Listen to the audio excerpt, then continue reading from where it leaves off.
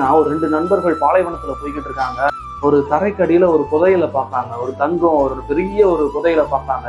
ஆனா அவங்க அவங்க அவங்க 2 பேரால இதை என்ன பண்ண முடியல, எடுத்து கொண்டு போக முடியல பாருங்க. அப்போ ஒருத்தர் சொல்றேன், நான் இங்க இருக்கிறேன், நீ போய் என்னது ஊர்ல போய் நம்மளுடைய வேண்டியவர்களை கூட்டு வா, நம்ம வந்து சேர்ந்து இதை எடுத்துடலாம்னு சொல்றான்.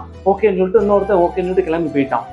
அதான் கிளம்பி போனவன் வரவே இல்லை பாருங்க. 4-5 நாளாவது வரல. இவன் வந்து என்ன ஆயிருது, உணவு இல்லாம தண்ணி இல்லாம அந்த இடத்துல மரித்து போயிருந்தான். அதுக்கப்புறம் தான் தெரியுது அவன் என்ன பண்றாங்கிறத. அவன் பின்னாடி இருந்து அவன் போகவே இல்லை, பின்னாடி இருந்து அவன் பார்த்துக்கிட்டே இருந்திருக்கான். ஏன் அப்படின்னா, நாம ஒருவரே இந்த தங்கத்தை எடுத்துக்கொள்ளலாம் அப்படின்னு சொல்ற ஒரு கெட்ட எண்ணத்துல, ஒரு ஆசையில அவன் வந்து பின்னாடி இருந்து பார்த்து கொண்டு இருக்கிறான். திரும்ப அவனும் வாரான், வந்து அவனும் எடுத்து பார்க்க முயற்சி பண்றான், பண்ண முடியல. அப்போ அந்த பாலைவனத்துல இருக்க ஒரு விலங்கு என்ன ஆயிருது, அவனை சாப்பிட்டுட்டு போயிருது. பண ஆசை எல்லா தீமைக்கும் வேறா இருக்கிறது. ஆமென். நம்ம பண ஆசையினால அவன் என்ன பண்ணிட்டான், அவனை கொல்லக்கூடிய அளவுக்கு, நண்பனை கொல்லக்கூடிய அளவுக்கு என்ன ஆயிடுச்சு,